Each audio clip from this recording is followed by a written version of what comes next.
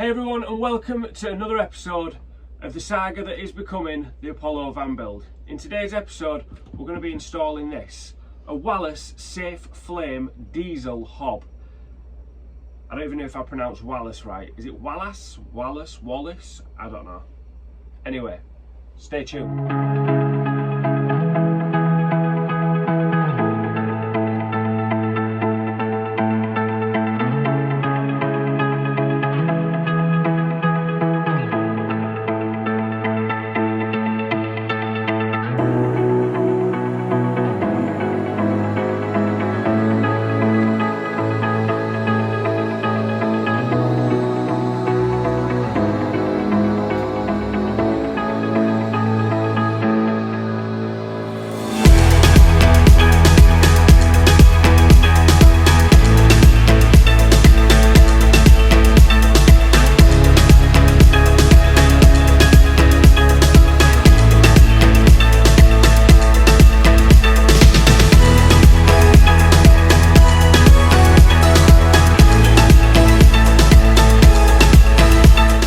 So I know what you're thinking, it already looks installed, but it's not. It's just sat in there at the minute. Underneath it looks a lot like a night heater in bits. So it's basically got a fuel pump, an exhaust, a power supply, and then everything else is built in. It does have, let's say it's nothing's installed yet, but a very simple control unit. I'll show you that up close a little bit later because obviously it's attached, can't get it to you. But yeah, so this one is actually second hand. These retail, the cheapest model starts at about £1,000. They go up to 1,500 and up. You know, they're quite expensive. I actually picked this one up for about 450 quid off eBay. You predominantly see these in yachts and boats. I've not physically seen one with my own eyes in a van yet. I'm sure they're out there and they have been done. So the reason I decided to go for a diesel hob, obviously my heating runs off diesel, so I've got the two night heaters. My hot water with the bobble van system runs off diesel.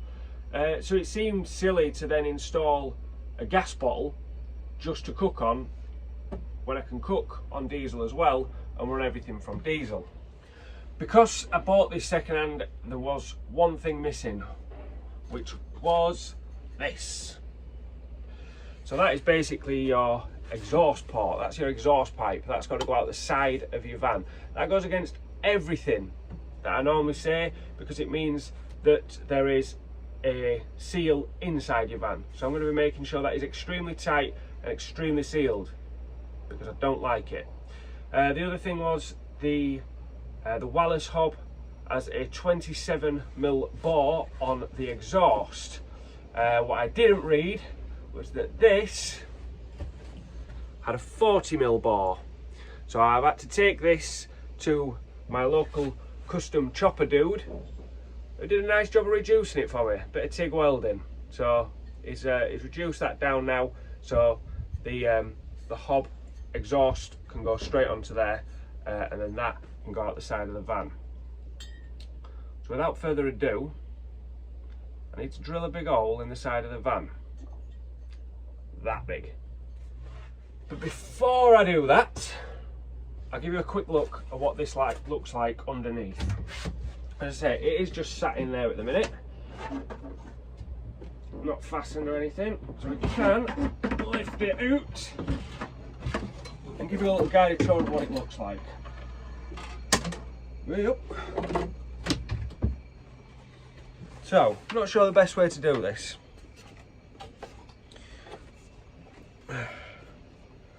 But, like a night heater, you've got a motherboard. The motherboard is going to spur off to your fuel pump here.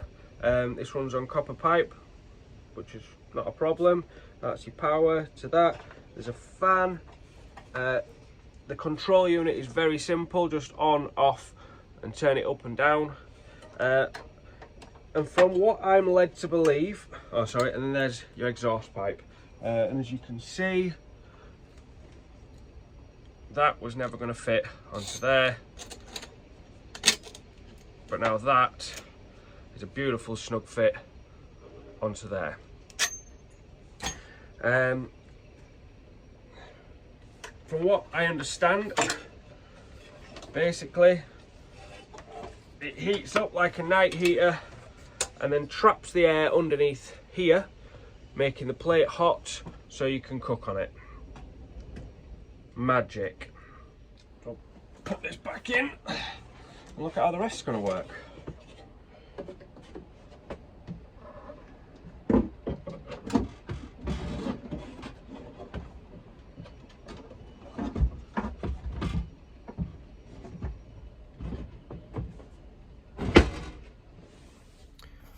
So under here, you can see I've already ran a fuel line in. I'll show you on the back how I've done that, but it's nothing special, just like you would with any normal night heater. The only difference and thing that I'm worried about is that this is the fuel pump.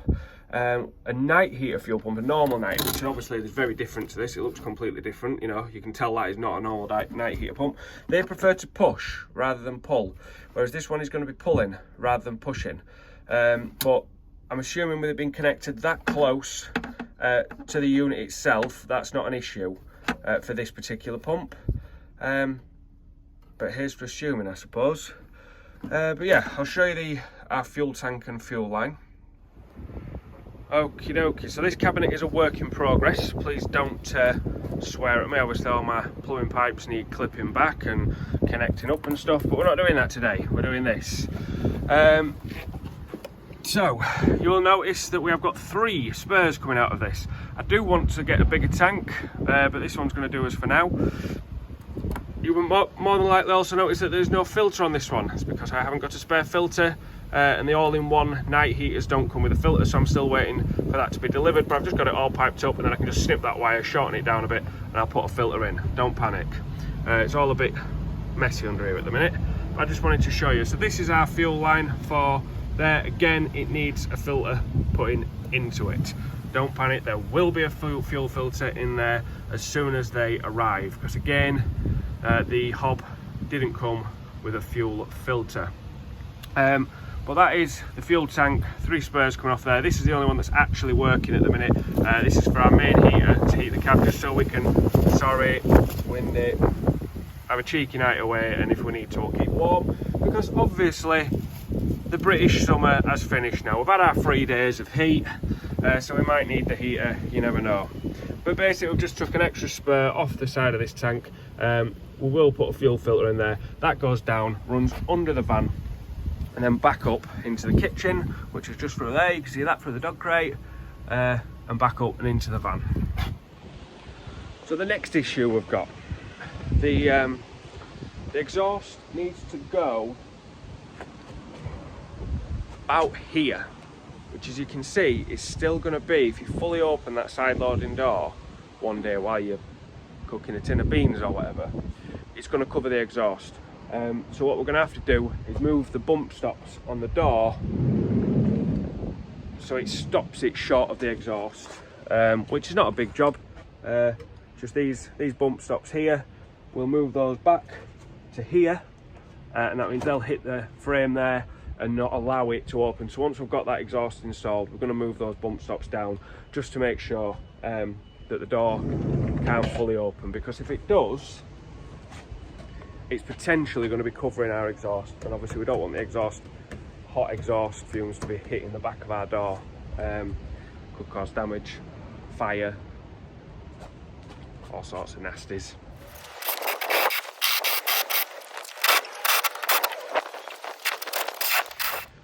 So a valuable lesson to learn is, if the grub screw that holds your drill bit in has gone missing, so it doesn't really hold it in, don't rush the job by doing a pilot hole and then just balancing it in and trying to do it, because going through wood, got away with it quite a lot. Going through metal is a bit more play.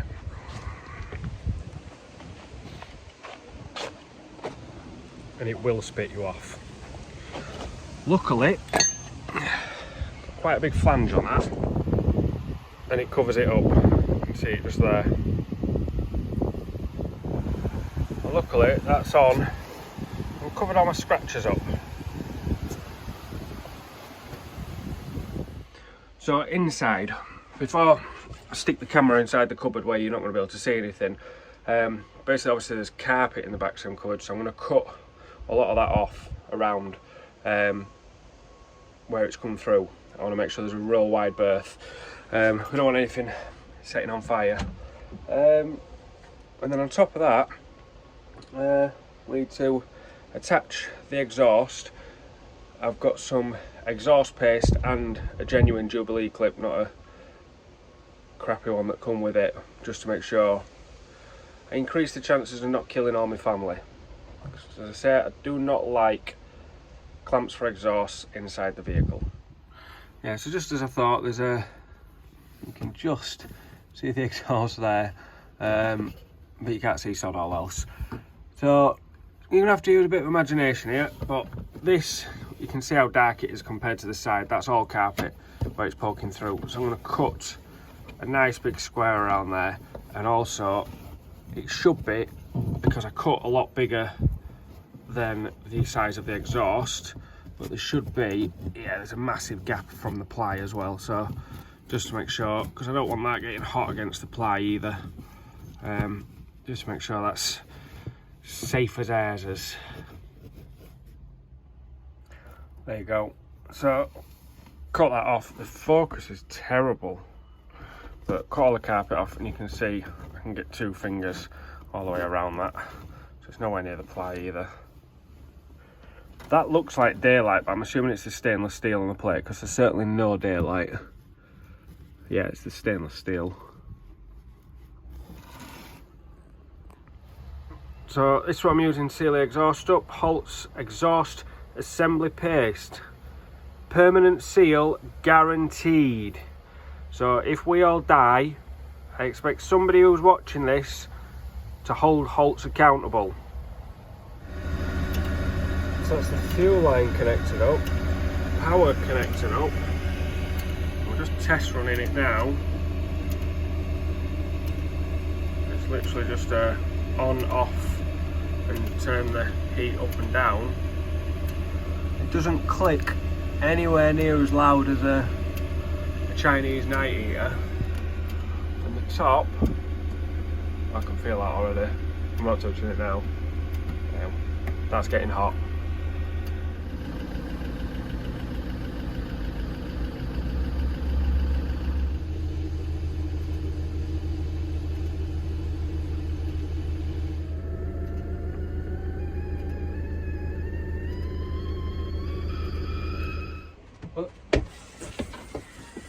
Stop!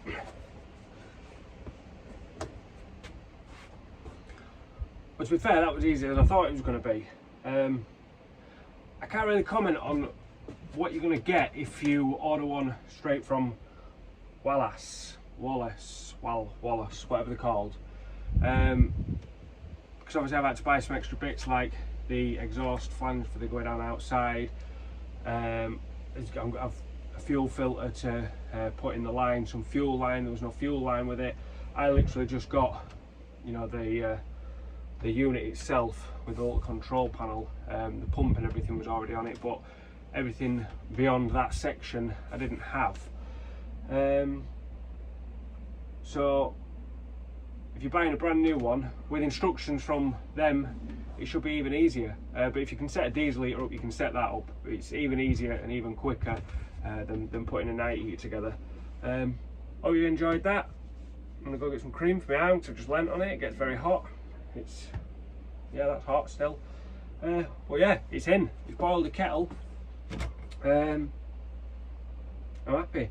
It has got a slight smell to it, but it's more like that sort of smell when you get an electric fan heater out your loft for the first time in 2 years and you turn it on and it's that burny dust smell. So I think obviously it's been sat in this guy's warehouse, it's been sat in my warehouse getting covered in dust and crap all the time, so it's probably just an accumulation of dust that I can smell. It doesn't smell like a diesel smell, so I'm going to burn it off a few times, see if that gets rid of it. It's a shame, if I'm honest. I'd rather have had it on that side of the van, As I said before about moving the bump stops, but it's still, when I set it up going today, it's a bit windier today and it was blowing the wind this way down the van towards the side loading door, so I had to shut the side loading door, or I could smell the fumes, which obviously isn't ideal. In the winter, if you're boiling a kettle, you're going to have your door shut anyway, but if you fancy a brew in the middle of summer, you don't really want to be shutting your door in 5 minutes. So if I had my time again, I'd maybe put the kitchen on that side, but that wouldn't work with this van. So things we need to work around. Anyway, if you've enjoyed this video, please do hit the subscribe button, like, share, comment. I'll answer everybody that I can. See you in the next one.